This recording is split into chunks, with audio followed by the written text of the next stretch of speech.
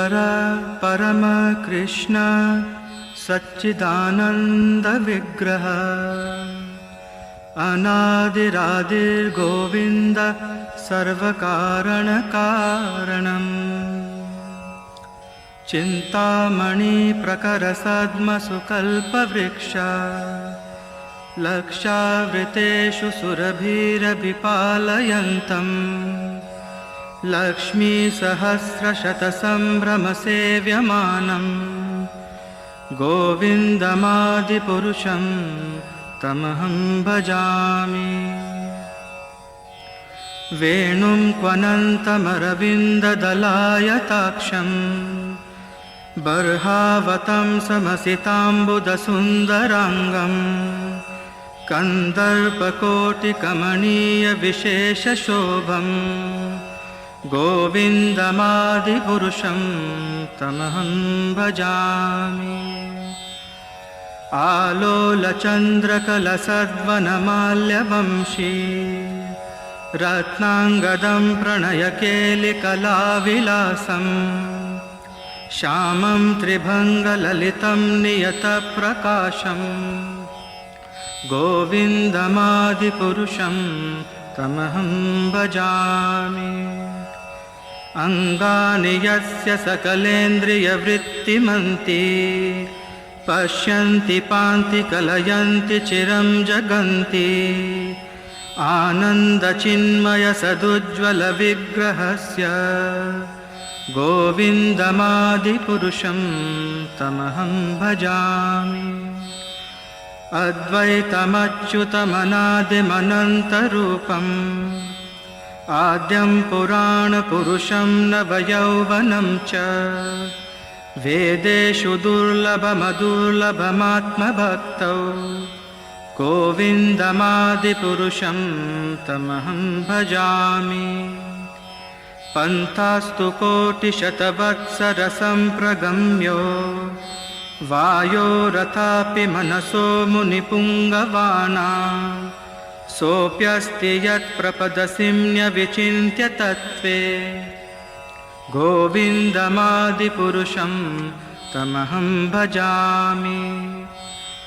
एकोऽप्यसौ रचयितुं जगदण्डकोटिं यच्छक्तिरस्ति जगदण्डचयाय दन्ताः अण्डान्तरस्थपरमाणुचयान्तरस्थं गोविन्दमादिपुरुषं तमहं भजामि। यद्भावभावितधियो मनुजस्तथैव सम्प्राप्य रूपमहिमासनयानभूषाः सूक्तैर्यमेव निगमः प्रतिथैस्तुवन्ति गोविन्दमादिपुरुषं तमहं भजामि। आनन्दचिन्मयरसप्रतिभाविताभिस्ताभिर्य एव निजरूपतया कलाभिः गोलोक एव निवसत्यखिलात्मभूतो गोविन्दमादिपुरुषं तमहं भजामि। प्रेमाञ्जनचुरितभक्तिविलोचनेन सन्तः सदैव हृदयेषु विलोकयन्ति यं श्यामसुन्दरमचिन्त्य गुणस्वरूपं गोविन्दमादिपुरुषं तमहं भजामि। रामादिमूर्तिषु कलानियमेन तिष्ठा नानावतारमकरोद्भुवनेषु किन्तु कृष्णः स्वयं समभवत् परमः पुमान्यो गोविन्दमादिपुरुषं तमहं भजामि। यस्य प्रभा प्रभवतो जगदण्डकोटि कोटिस्वशेषवसुधादिविभूतिभिन्नम् तद्ब्रह्मनिष्कलमनन्तमशेषभूतं गोविन्दमादिपुरुषं तमहं भजामि। माया हि यस्य जगदण्डशतानि सूते त्रैगुण्यतद्विषयवेदवितायमाना स सत्त्वावलम्बि परसत्त्वविशुद्धसत्त्वं गोविन्दमादिपुरुषं तमहं भजामि। आनन्दचिन्मयरसात्मतया मनस्सु यः प्राणिनां प्रतिफलं स्मरतामुपेत्य लीलायितेन भुवनानि जयत्यजस्रं गोविन्दमादिपुरुषं तमहं भजामि। गोलोकनाम्नि निजधाम्नि तले च तस्य देवी महेश हरिधामसुतेषु तेषु ते प्रभावनिचया विहिताश्च येन गोविन्दमादिपुरुषं तमहं भजामि। सृष्टिस्थितिप्रलयसाधनशक्तिरेका छायेव यस्य भुवनानि बिभर्ति दुर्गा इच्छानुरूपमपि यस्य च चेष्टते सा गोविन्दमादिपुरुषं तमहं भजामि। क्षीरं यथा दधिविकारविशेषयोगा सञ्जायते न हि ततः पृथगस्ति हेतोः यः शम्भुतामपि तथा समुपैति कार्यात् गोविन्दमादिपुरुषं तमहं भजामि।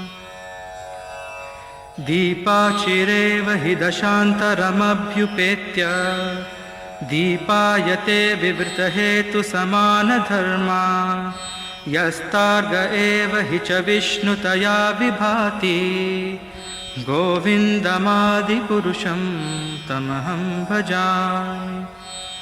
यः कारणार्णवजले भजति स्म योग निद्रामनन्तजगदण्डसरोमकूपः आधारशक्तिमवलम्ब्य परां स्वमूर्तिं गोविन्दमादिपुरुषं तमहं भजामि।